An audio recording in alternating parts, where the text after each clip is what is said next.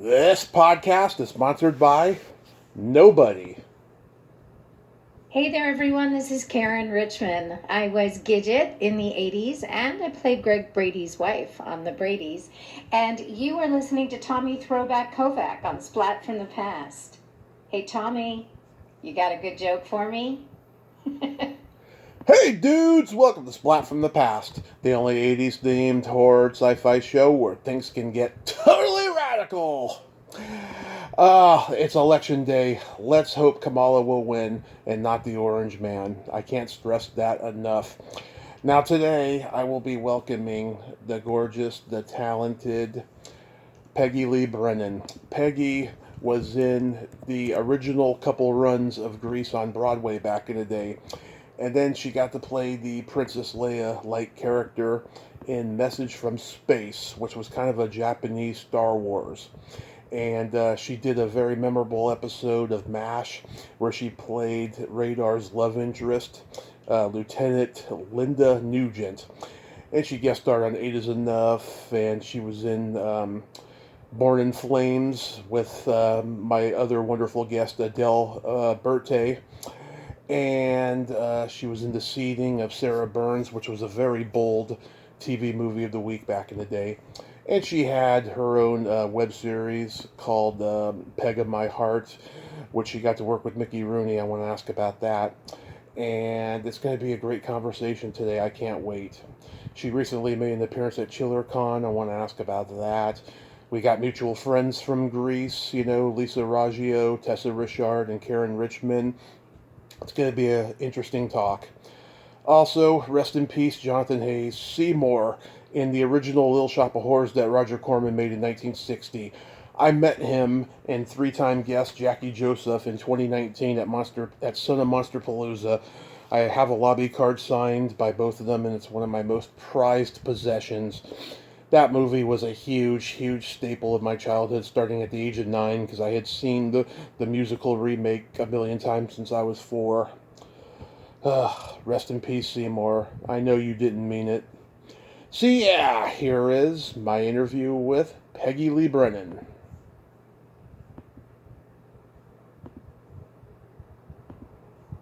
Hey, Peggy, welcome to the show. How are you today? Fine, how are you? I am fantastic. I can't tell you what a great honor this is. Thank you so much for taking the time today. Oh, it's my great pleasure. So happy to talk with you. Awesome. So, going back in time, did you gravitate toward acting early on in your childhood?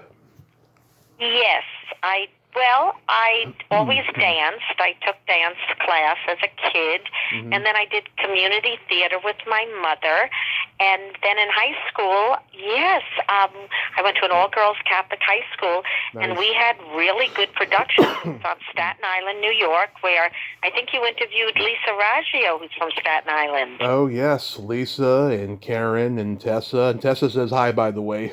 Yes, Tessa, my dear friend, and Karen, who's from Long Island, my understudy when we were out on the national tour of Greece. So, yeah, Sister Antonia and Sister Raymond just were very, very instrumental in kind of catapulting me into this acting career. I got the lead in Bye Bye Birdie, Kim McAfee in high school, and then Bells Are Ringing, Ella, and Wonderful Town, Eileen. So yes, those high school years are very formative for young people, whatever they go into. So I'm very blessed to say thank you to Sister Antonia and Sister Raymond. Yeah, I know. Some people don't like to thank the nuns because they were abusive to them when they were in school. But then there's those rare ones that you'll be thanking for the rest of your life. That's right. Yes, there are those. I mean, I went to a co-ed grammar school that, oh my goodness, some of the chats and some of the stories. But I am so grateful for those two fantastic nuns. Yes. So you're from California, though, originally, right? Born and raised, yes, in San Mateo, which is, close to San Francisco. It's the suburbs of San Francisco. And yeah, a lot of history. Went to San Mateo High School. Lots of famous people went there. Chris Christopherson, Merv Griffin, Barry Bostwick, Dennis Haysbert, who was in my mom's class. Yeah. Oh, wow. Wow, Barry Bostwick from Greece. Yeah. Yeah. You, I met you're in. him. I met him at a horror convention in 2017. I told him that I never got to beat the rival football team at our high school, and he said, "Oh, Tommy, you are a big disappointment." Oh, that's interesting because I just did last week the Chiller Theater, TV, and Film Expo Oh in yeah. Parsippany, New Jersey. How did that go? It was great. I had such a good time. And in our room, do you know Billy Blanks, who is the Tebow? He's who's done a lot of different movies. He's a trainer. I knew him immediately as soon as I walked in. I know who he is. Well, yeah, I don't know him personally. Oh, he was amazing. And then Rudy, the real life Rudy from the movie Rudy, was also there with me. And Richie, Larry Matthews, who was Richie in the Dick Van Dyke Show. So we were all in the same room. Oh my God, that is crazy. We had a great time. It was packed. It was amazing. That is crazy, and that is so wonderful. I know. It was crazy. And this University of Delaware art professor, I believe his name was David, he did this amazing picture of me as Meia from Message from Space. And he did two. One I signed and one he gave to me, like a huge, beautiful portrait. So that was very special. A lot of special people there. Yeah. Yeah. Are you trained in all types of dancing, even tap? Yes. Yeah. Oh, yeah. My husband and I have an act. We do Broadway to Hollywood, and it's based. We do original music that his mother wrote. She was a singer-songwriter, and from the 30s, 40s. So we do original music, and then we also do songs like April Showers, Pennies from Heaven, and we sing. And I do a lot of tap dancing in the show. Nice. Yeah, I admire tap dancers ever since I first saw Sammy Davis Jr. when I was a kid, and Gregory Hines and Ben Vereen and all these guys who could do it. It takes a unique skill, and there's nothing like the sound of that tapping on a nice concrete or wooden floor. It's like poetry in motion is what it is. That's what they said about Fred Astaire, and I had the opportunity to do a show with the Rhythm Kings, which was an orchestra out of L.A., Cab Calloway and the Nicholas Brothers, and Arthur Duncan, and I did that for like 15 years off and on, and it was called Gotta Sing, Gotta Dance. So tap dancing is kind of like riding a bike.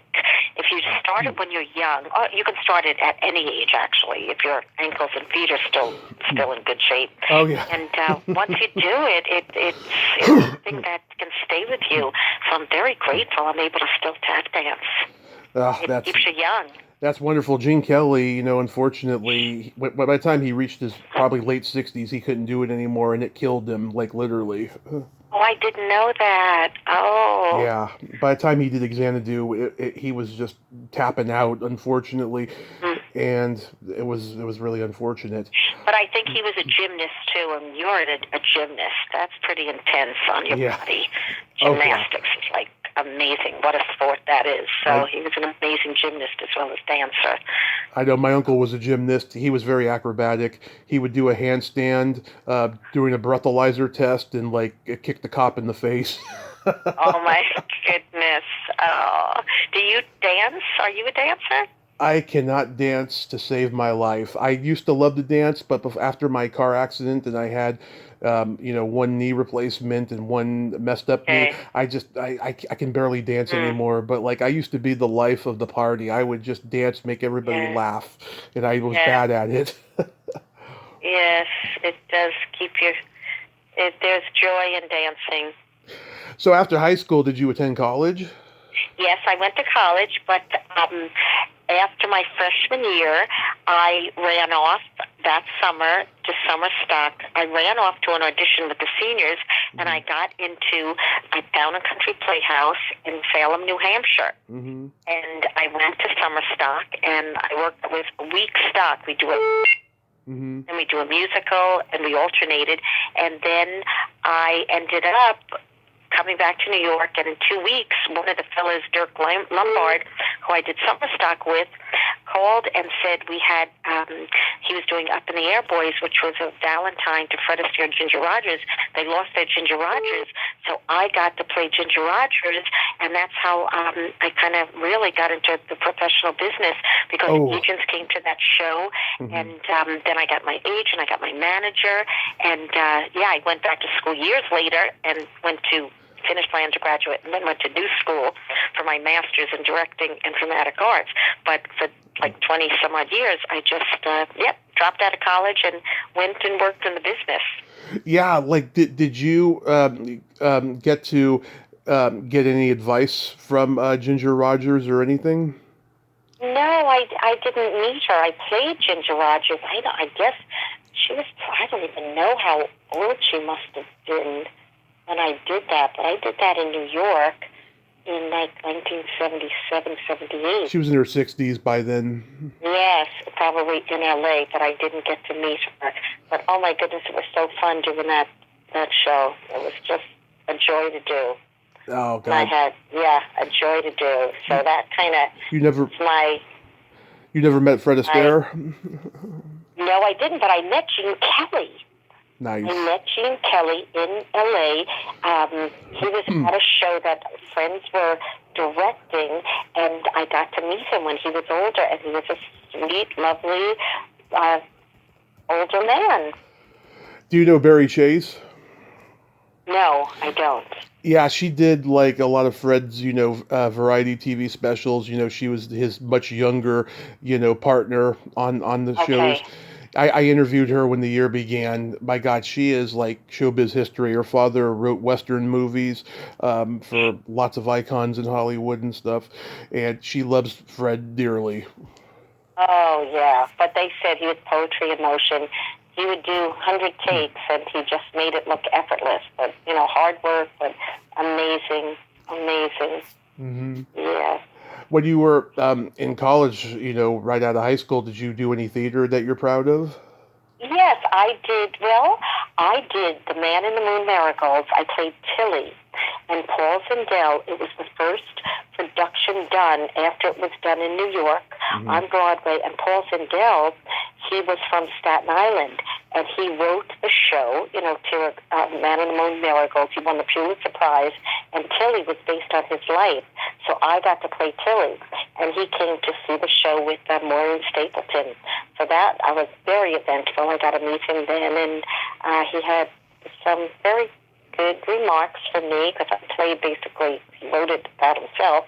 And then I did Jacques Brel, I did Man of La Mancha, I did Cabaret, and then I went and started working. But, years later, this is what I tell young people, if opportunities come your way when you're younger, take the opportunities, because you can always go back to school.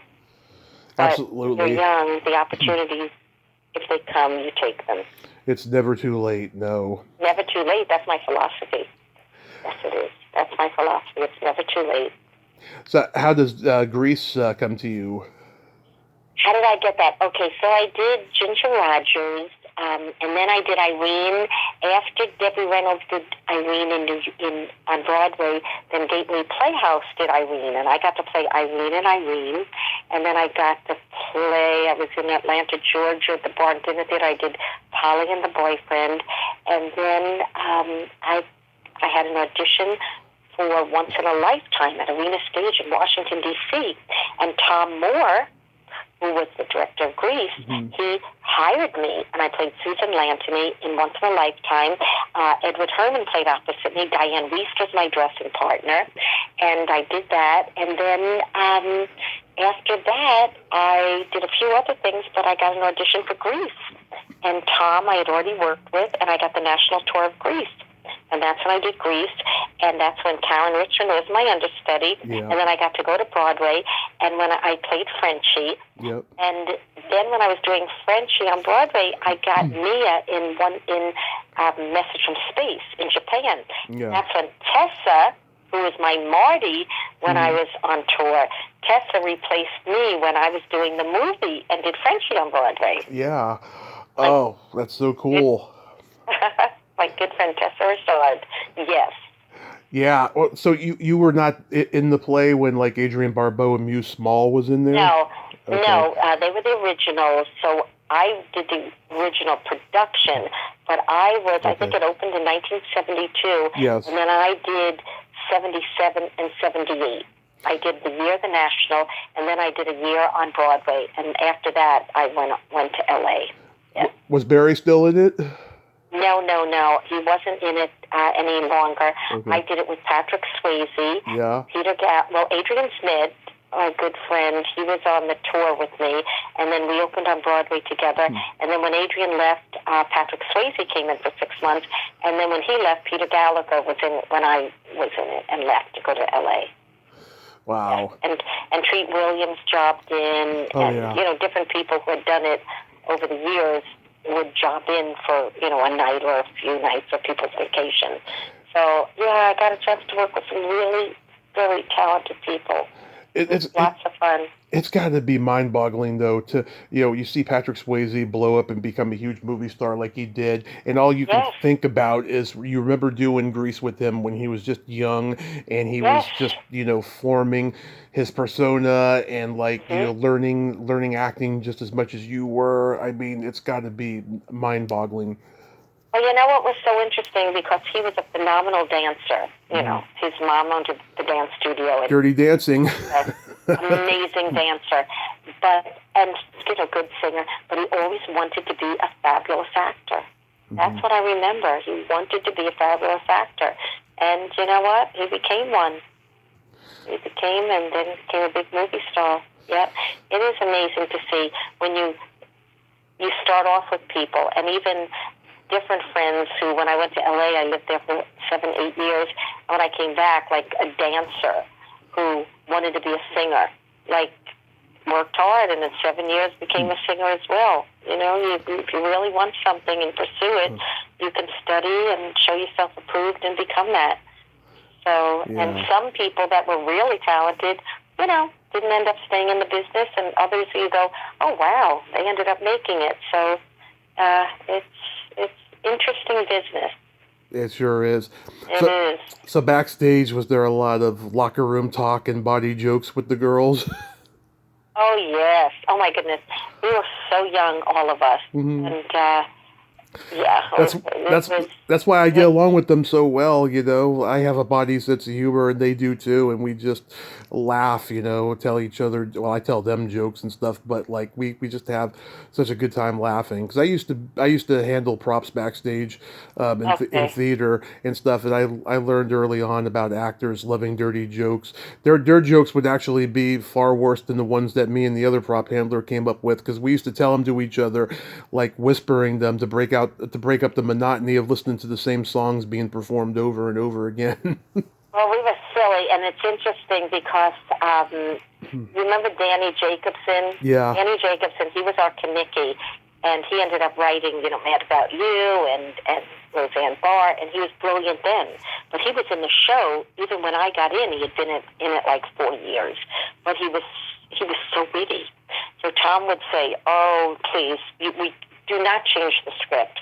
The only person who can is Danny Jacobson, because if he'd come out with a line during the show, and after you do it for 2 years, you're you need some spontaneity.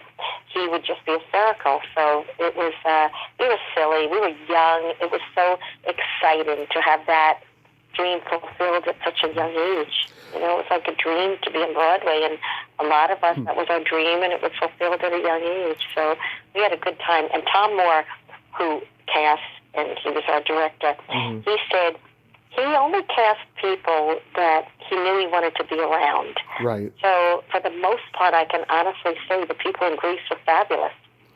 Wonderful people that you'd want to hang out with. Yeah, did you ever get to audition for the movie? No, because when the movie was happening, Grease 1, we were in contract. So if I remember, they said they would not allow any of us who were doing the Broadway show to audition. That was part of the contract. And so you get to Message from Space, and Star Wars had come out and changed the genre and the culture, and now everybody wanted to make their own Star Wars movie, including Yeah. overseas. So yeah, I mean, was it a fun experience overall? Yeah, when I was doing Grease on Broadway, then I got the audition, and yeah, had a lot of improv, and I got to go over there for 5 months.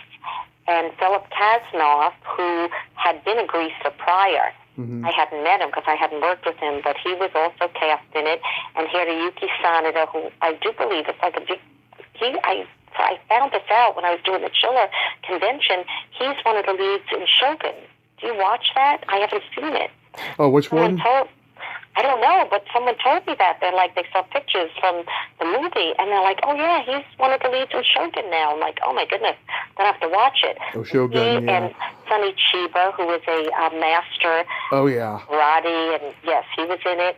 And Kinji Fugasaka, who is the director of Tora Tora Tora, he was the director. Yep. And Vic Morrow, who had won the Academy Award for Blackboard Jungle. So we were there. It was interesting because we had Japanese actors, we had Australian, English, and American, and they changed the script a lot.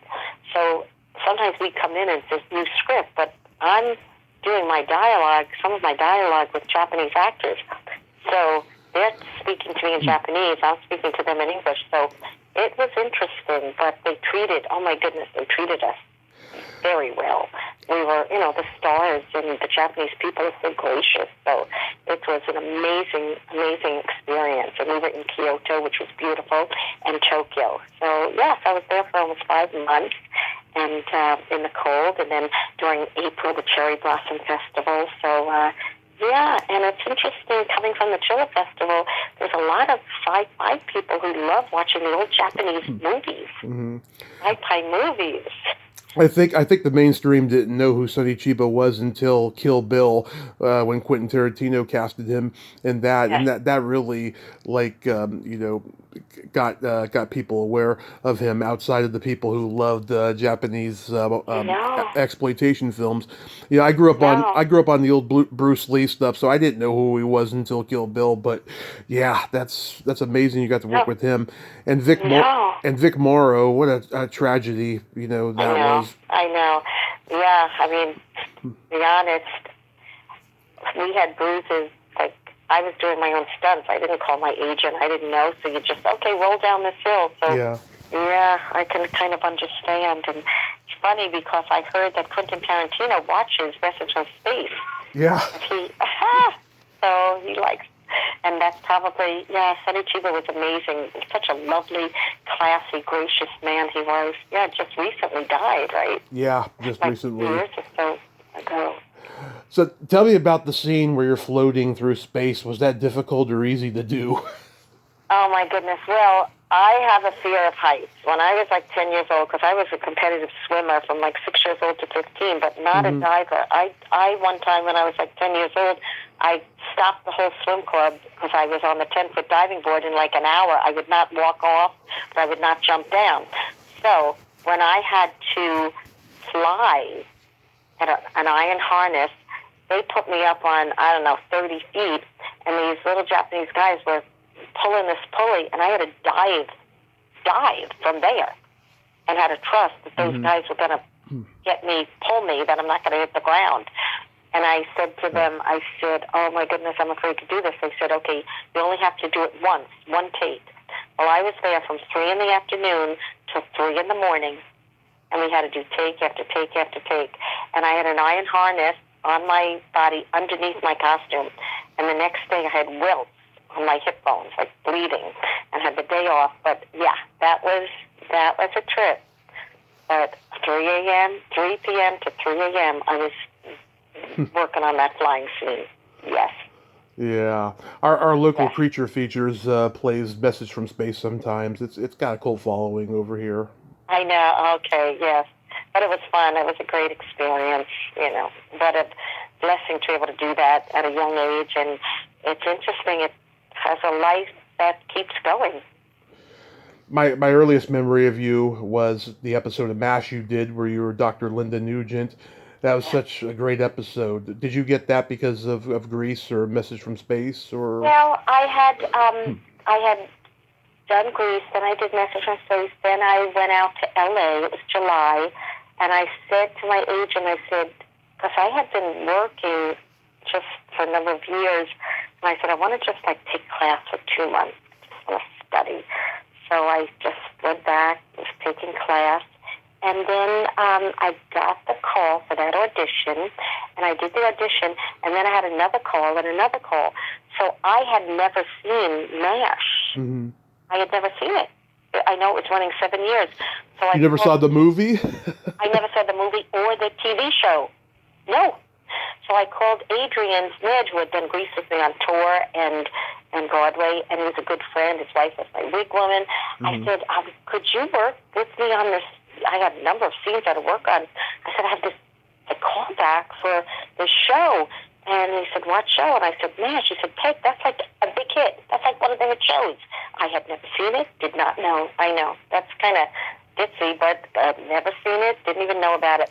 So it was a very thorough audition, and then I got it, and it was a week filming, and Lieutenant Linda Nugent, Gary's girlfriend, Radar's girlfriend, and it was wonderful. They treated the first reading as a general reading, like a play, and the actors had input. Gary would say, I don't know if I'd say that, and they'd say, oh, what would you say? So it was very collaborative, and Charles Dubin was the director, and it was just, it was easy. It was like a family. All the actors, they were all pros. And, that was that. And Gary did say to me he had already signed out of his contract because he had been doing it. He did the movie and he did the TV show. So he said, if you were here earlier, maybe I would have stayed in my contract. So that was, and that was one of the episodes that was nominated for the Emmy that year. Yeah. Taxi won for Best TV show. And, I'm very grateful, especially nowadays there's so many of these nostalgic expos and signings that I've had the opportunity to do them. And we also, my husband and I, Jeff, and we have a daughter, Helena, we adopted as a baby from Nepal. She's in med school now. She used to do a lot of shows with us. But we have a place in Branson, Missouri, where we've lived for a number of years. We moved when she was 4. So we do a lot of veterans events there. Veterans Week is huge in Branson, Missouri. And I got to be an honorary veteran as Lieutenant Linda Nugent in the Army for 1 week. Wow. So, yes. So that's been so much fun and such an honor to be able to do that as well. You were so innocent and pretty in that episode with your brown hair and bangs. I can't imagine anybody else playing that role. Nobody. Oh, that's very sweet. It was easy, and it was just a wonderful memory. I read that. I read that Gary Berghoff's hand, his left hand, was deformed. Did that gross you out? Guess what? I never knew it. Really? I never knew it. And at the end, when you see us dancing, I put my arm up for him to put it in. You know, like we're partnering. And when I look back on the episode, he picks it up, like with the other hand, and plops it in. I had no idea. No idea. No idea. Is that wild? Yeah. I never, because of the way he held himself, and just wouldn't have known. Crazy. What was Alan Alda like? He was great too. He was sweet. He'd say to Rita, why does he get all the girls? It's not fair. And Harry Morgan was also great. He is an artist. I mean, he's not just an actor, director, writer. He's an artist. There's no one like Alan Alda.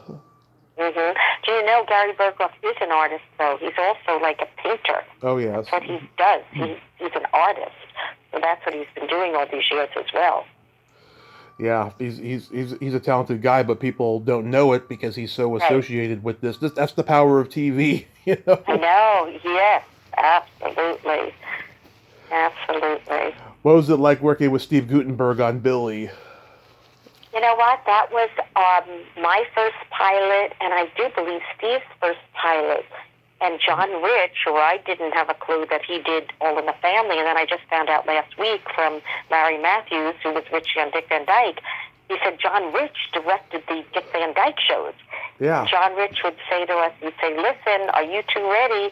If this pilot sells, you two are going to be big stars.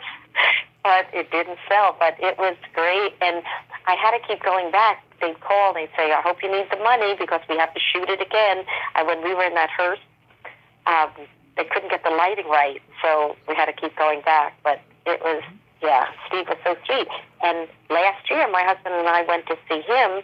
He has a new show he wrote, the Gutenberg Bible, about his life in Hollywood, and he's taken it all around the country. He has a memoir out, too. Yes, So we got to see him last year. We saw him at the the George Street Playhouse in Jersey, yes. I sent him an email 22 years ago, never knowing that I was ever going to interview people in the future, and I asked him all these questions because I was such a huge fan, and he replied them all back to me straightforwardly and honestly. He was such a class act.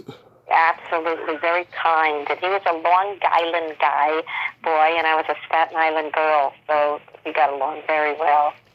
And Don Adams is in that episode, too. Yes, he is. I saw him as well. I heard he could be a handful. You know, he wasn't quite his persona. But it kind of makes sense, though, because when you hear the way he talked, he had that distinctive voice and that kind of forceful demeanor. You can kind of imagine him being a handful. Yeah, see, I didn't work with him. I was there on the set, and I saw him in the green room, but I didn't have scenes with him. So I didn't really get to work with him in that regard. Oh, okay. You did a pretty groundbreaking TV movie of the week, The Seeding of Sarah Burns. Right. That was the first movie on artificial insemination with Kay Lenz. Yes.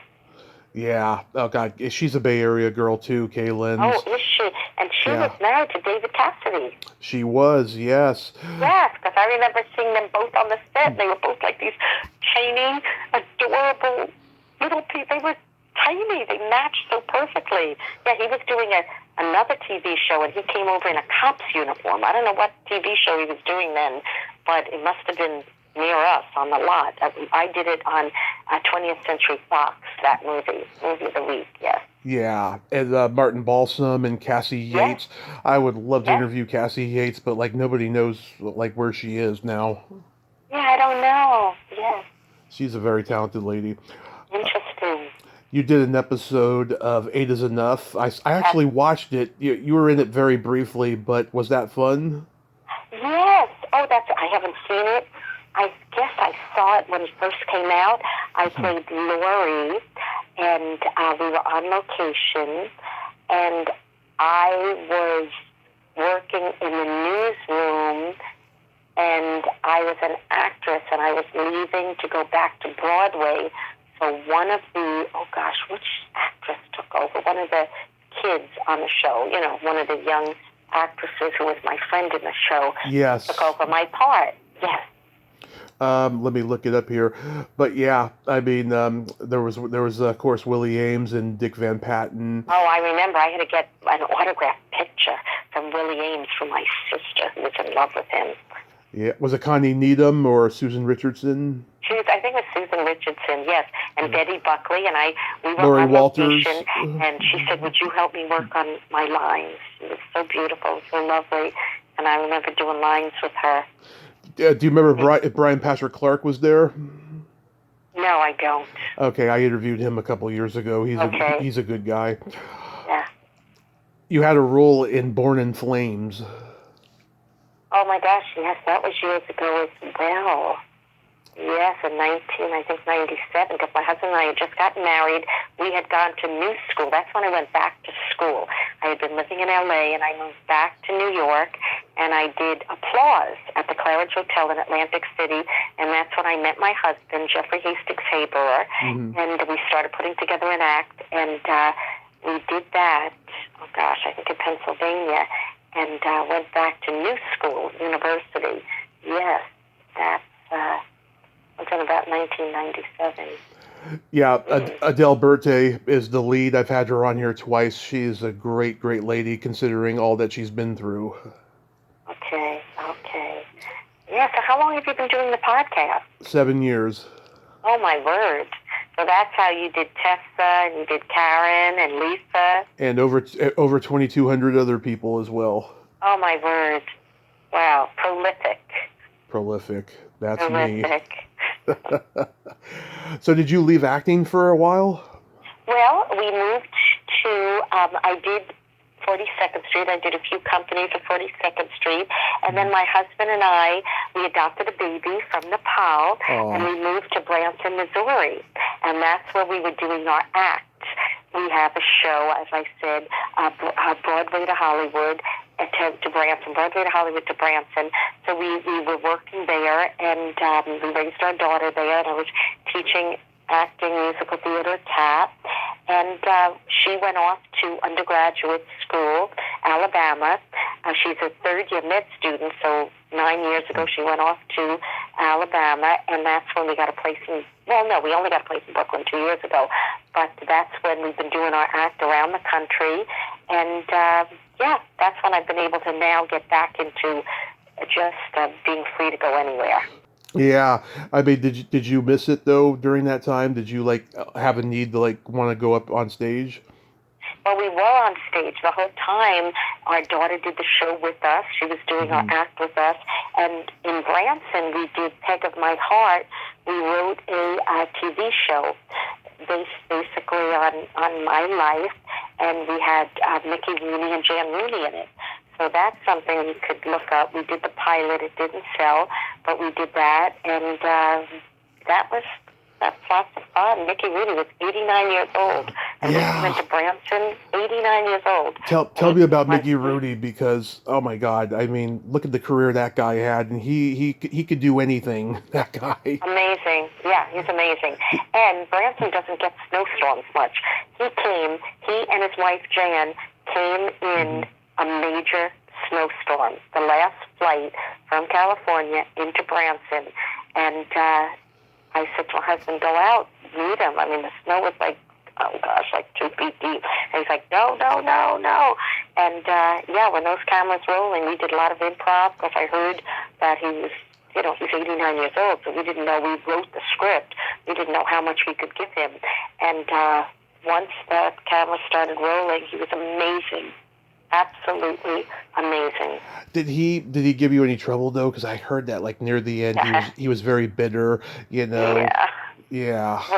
Well, my husband, because when the cameras would stop rolling, I would send my husband over to him, and he'd talk to him a lot about his years in Hollywood, and I saw he could be a little ornery, yes. But on camera, he was amazing.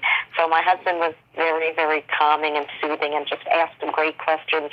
And he totally loved Judy Garland. So we talked to him, and I said to the camera guy, I said, keep it rolling. So we have a lot of footage of Mickey talking about his life, his years in Hollywood.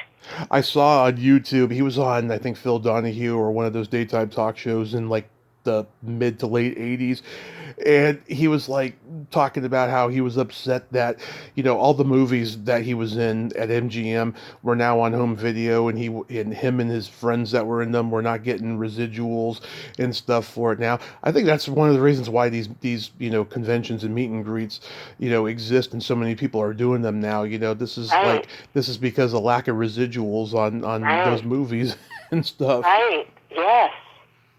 Yeah, I don't know when they started. I'm not sure when the residual started. I think after Lucy, right? Yeah, because Ronald Reagan was the head of SAG, and it's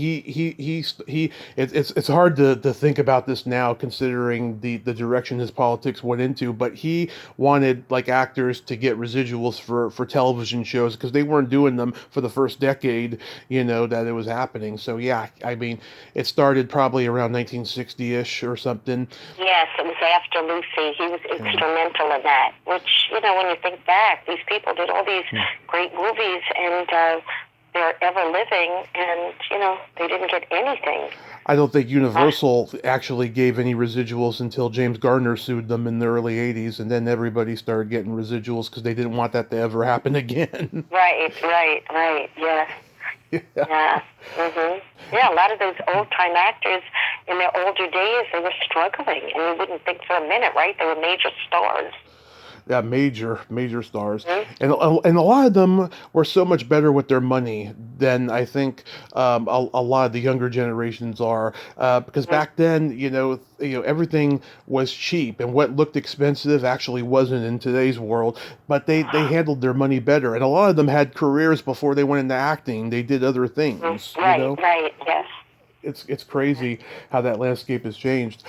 You were on the very first episode as an audience member of Inside the Actor Studio, in which you asked Dennis Hopper about the Nike ads. Like, how did you know to go there? Because it was like the first one. I don't know. I don't even remember. I just know that when I told you I went back to grad school, and that was Inside the Actor Studio, so that was one of our classes. Yeah. And every Friday, we would have a different actor or director or producer or writer on, and Jim Lipton, like you, did thorough studying to know your subject. And he's a hero of mine as far as interviewing goes. Yeah. Yes, and Jim Lipton would say to us, because I was the first class, and I think 3 years later, Bradley Cooper was also, he graduated, I think I was a third year, he may be first year when I was in third year. Yeah. Well, anyway, Jim Lipton would say, please, you must ask a question. Please, he'd beg us. And I was like, oh my goodness. So, all right. So I don't even remember that, but I remember he said to me, because he knew I tap danced, and he said, you must. And I'm like, Jim, I don't want to. He said, you must. I'm telling you, you must. You must ask Stanley Donen, who did Singing in the Rain, all Gene Kelly's movies. He was director, choreographer. You must ask him a question. And he said to me, Jim, which I would not do, he said, you must ask him to dance with you. And I thought, I'm not doing that. No way. So I think I asked him a question. But then, after I asked him the question, Jim said, well, this girl can tap dance. So can she dance with you or something? So then Stanley Donen said, sure. So I got up, and I'll never forget this. And Stanley Donen said to me, he said, well, do you want to lead or do you want me? And I said, I'll lead, because I didn't know what I was going to do. And then I went into a soft shoe, and we did a whole soft shoe routine. And the next day, Jim Lipton said to me, he said, I had a dream. I'm putting it together, and it's Brennan and Donen. And I said, what are you talking about? You can have me first. You cannot have Brennan. He said, nope, that was my dream. The end of the episode, it's going to be Brennan and Donen, and then you see us doing the soft shoe together. So, yes, that was fun. We had some great people on. Yeah. Do you remember if there was like an after party after that first episode? I don't know if that was. Maybe we did a little bit of a meet and greet. Yeah. But, yeah. But that was the end of, it was a Friday at the end of the week, and oh my goodness, you go to school all week, and you're there every day from 9 a.m. till 11 at night, and we had fabulous teachers there at that program because it was in New York, and we had Academy Award winners and Tony Award winning teachers, so it was a great program. It was, the Actor Studio MFA program. It's still in existence, and great program. That's how I got into the Actor Studio, though. So then when I graduated, I auditioned. My husband did the audition with me, and I was able to get into the Actor Studio from there. So that, and that's in LA and New York, so haven't been in a while, though. But, still there. This program is still there. Why did you go from brown hair to blonde hair? Well, I was a blonde growing up. My whole life I was blonde. If you look at the Grease book, it just came out last year, and they had our high school graduation pictures. My hair was the color it is now. My hair was always blonde. I'm an Irish Catholic girl, all blonde.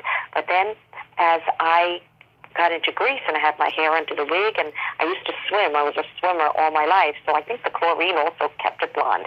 But it started getting darker. And then when I put a darker rinse in it. It was like mousy brown, and I got some shows as a brunette. And then I just went back to blonde again, and now it's almost like a white blonde. And yeah, but anyone who saw me as a brunette, who knew me from grammar school, high school, and college, they're like, what? I don't recognize you as a brunette, because I was always a blonde growing up. I love you as the brunette, though. I really do. I know. When I've done a few different meet and greets and signings, I'm like, should I just get a brown wig, or should I just put a brown rinse in it? So if anyone wanted me as a brunette, I did immediately. I'll be any color. I was red as Frenchie, so I can be any color. So do you have anything upcoming you can mention? Well, we just finished, my husband and I did a movie. It's a faith-inspired movie called One by One. Oh, yeah. And it's based on a true story of an undercover narcotics cop who has a near-death experience, and then after that he starts touching people's lives one by one for the Lord. Mm-hmm. And we just had the premiere in Branson last week, and we are heading to Thursday to Wisconsin for the premiere there, 2 nights there. And it's Salty Earth Pictures, and it's not out yet, but they do have distribution, and it will be streaming. So it's called One by One. Nice. Yes. So we just that we did last year, and the premiere is happening next weekend. Terrific. Yeah. And then we have our bookings. Broadway to Hollywood, we do our show. It's an hour-long show, or an hour and a half. And we do it. We're also teamed up with Jazz Meets Broadway, a trio, a black jazz trio. They sing, they play instruments. So it's Jazz Meets Broadway. So we do Broadway numbers, and they'll do jazz, and we do some together. So we have a few bookings for that coming up. Oh, that's so wonderful. Yes, it's lots of fun. Are you doing any more autograph shows or anything? I may do. I was asked. I'm kind of waiting. I've done the past 3 years in Marshfield, Missouri. It's the Cherry Blossom Festival in Missouri. And I had been Miss Senior Missouri and then Miss Senior America.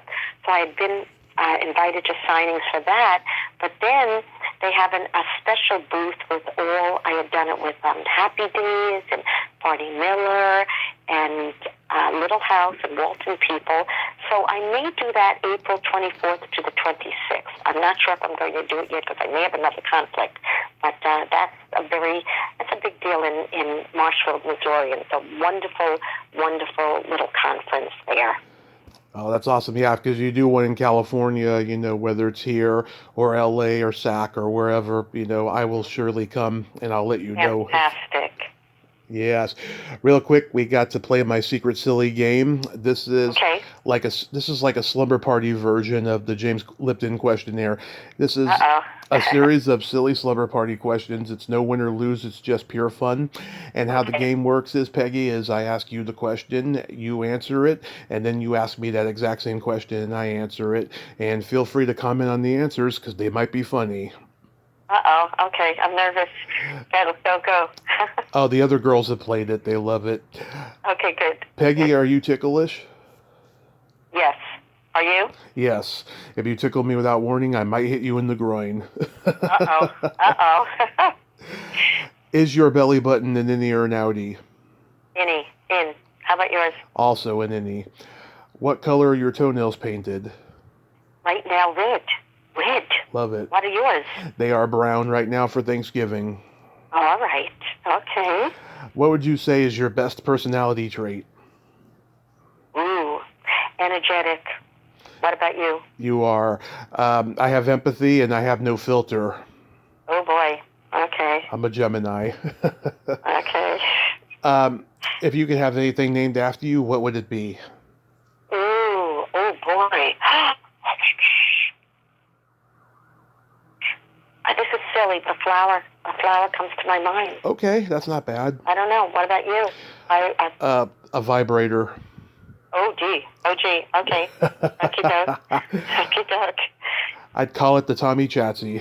There you go. And then my favorite question, is there a stinky smell that just makes you gag? Oh, my goodness. Wet dog food. in your tray too long. Yeah, that's a bad one. I have a That's dog. a bad one. What about you? Either farts or feet. There you go. Okay. Universal. Universal. Universal. Can I tell you a couple jokes? Yes.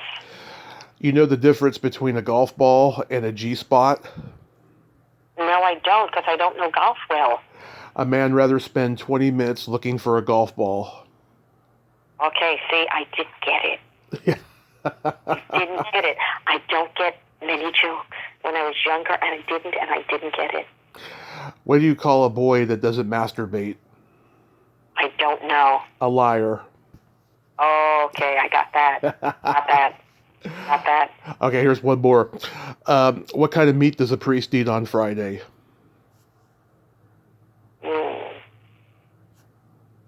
Okay, go for it. None. There you go. I knew that. Of course I knew that. I knew you'd get that one because you went to Catholic school. I knew that. I should have just answered. I knew that. Okay. Oh, God, I love that you girls aren't easily offended. I just love it.